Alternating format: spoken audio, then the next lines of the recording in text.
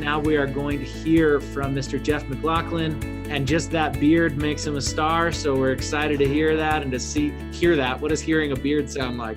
I don't know, but we're excited to hear from Geoff, and you can take it away. Here you go, Geoff. Even though it says Monica, you're not Monica, you are Geoff. I think what it is remember you couldn't find the link. And then Monica shared her link. And then I guess the link is attached to a name. And now you are Monica. So Monica with a beard, take it away. Awesome. And first of all, thank you, Monica, for helping me out with that. I appreciate that. And to everybody out there, Monica is much prettier than I am. Obviously, you all saw that. So, I'm Geoff McLachlan, Professionals at Play, and I've absolutely adored the things that you guys have said today so far. It's been amazing. I love it. Just the amazing insight and value that we bring to the community is always incredible. I'm actually here in my treehouse right now because honestly, I can't do this in my house because it's a small house. My kids are running around like banshees right now.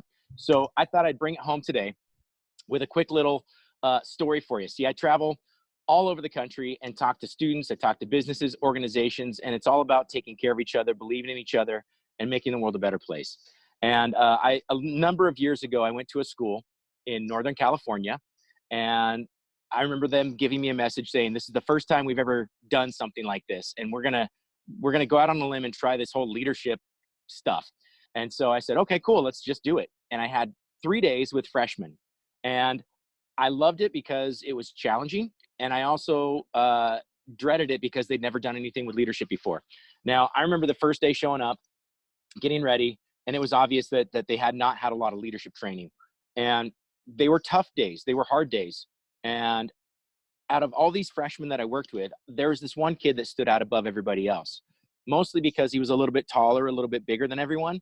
And his name was Tim, but nobody referred to him as such. Everybody called him DJ Cornbread. That was just his nickname, DJ Cornbread. I don't know why. And he was literally just taller, bigger than everybody else. He was a big freshman kid.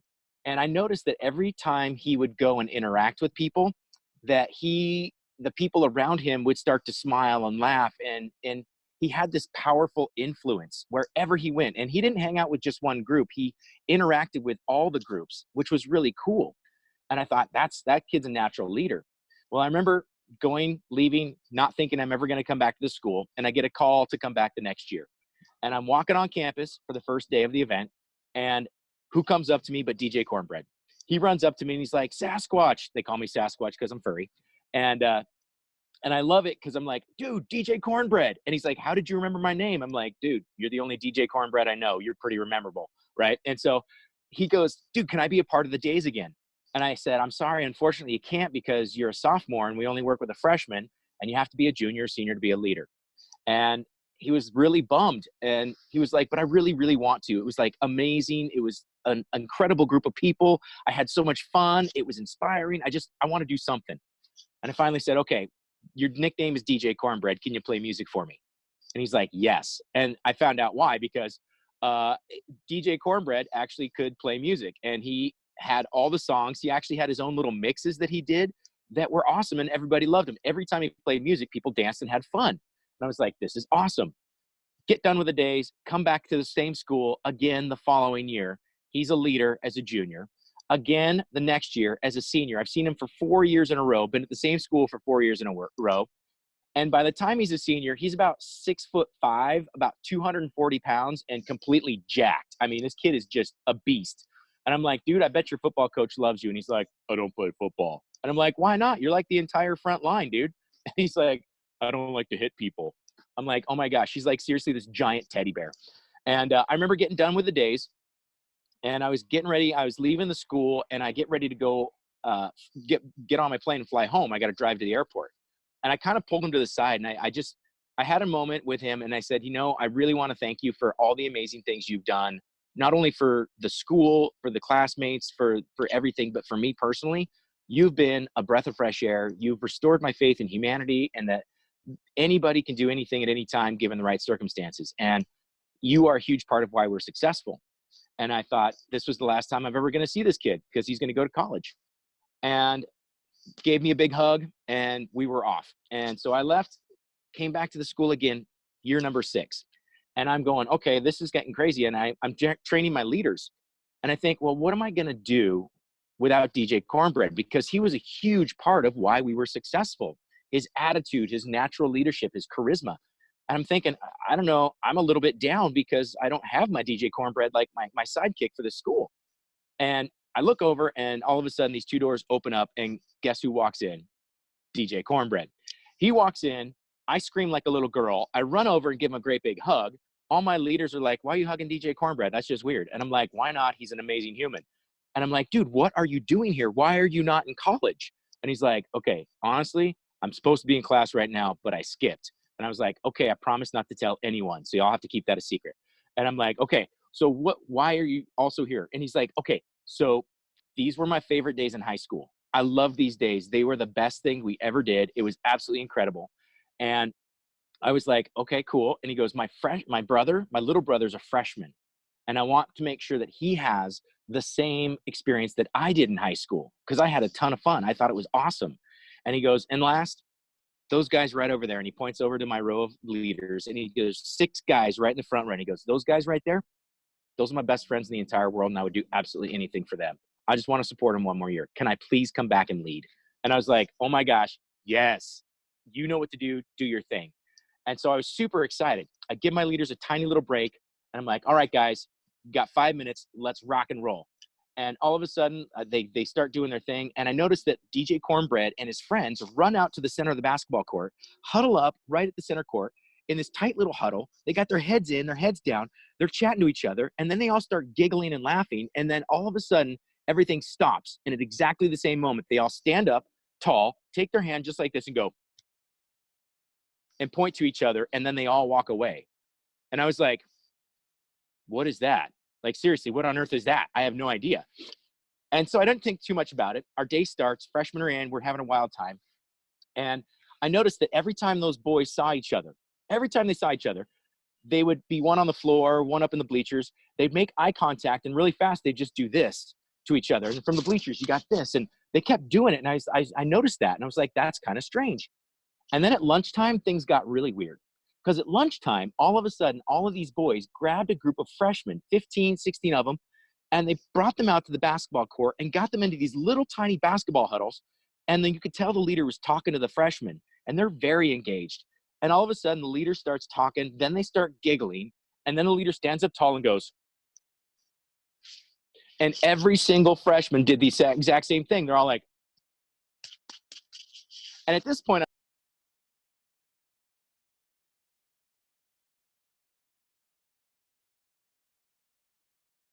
Hey, Geoff, pause for 1 second. There we go. Now we're hearing you again. Now we're here. Oh, sorry. We got lost for just 1 second. Now we hear you. Did you get this part? You got that. Okay.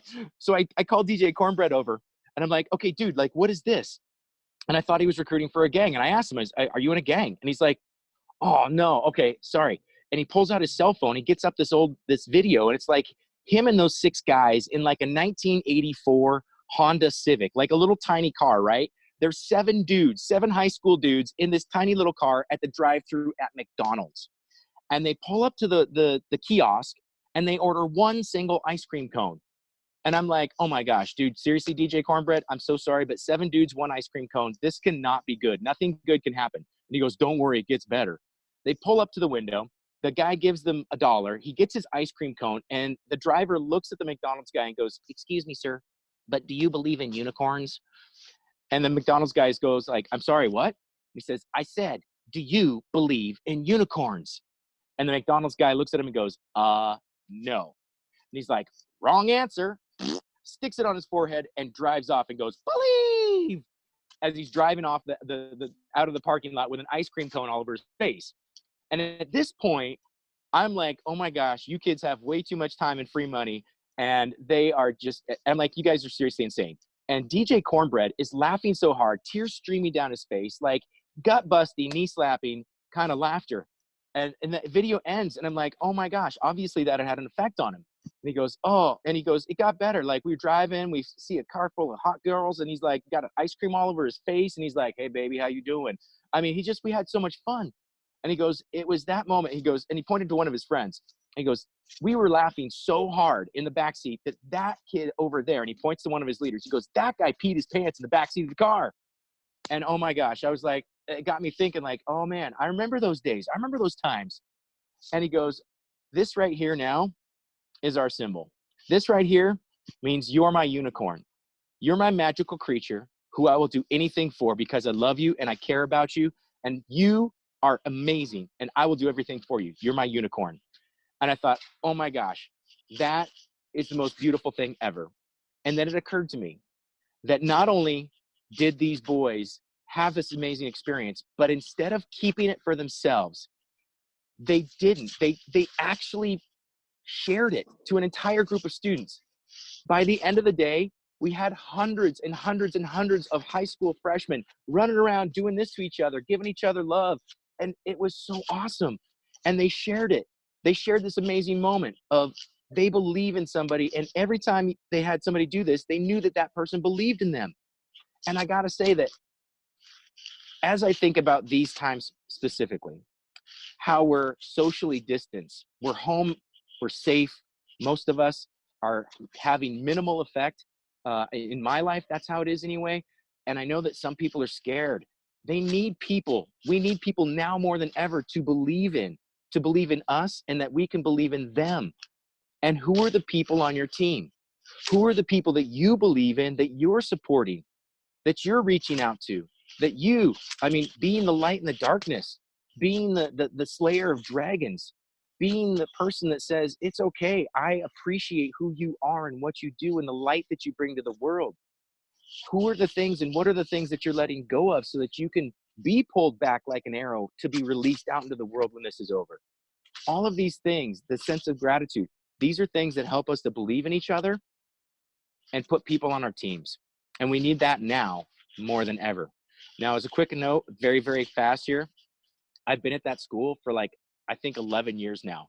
And I still, when I walk on campus, I still have kids when I walk on campus that just go, hey, Sasquatch, how's it going? And that's how I walk on campus. It's absolutely amazing. These boys left a legacy. It's absolutely incredible. So believe in you guys. I believe in you guys. Believe in yourself. Believe in each other. Believe in Jake and this amazing group that he's put together and the incredibly talented people that are part of it, because everybody's got something to give. Absolutely amazing. Well, everyone all together, here we go.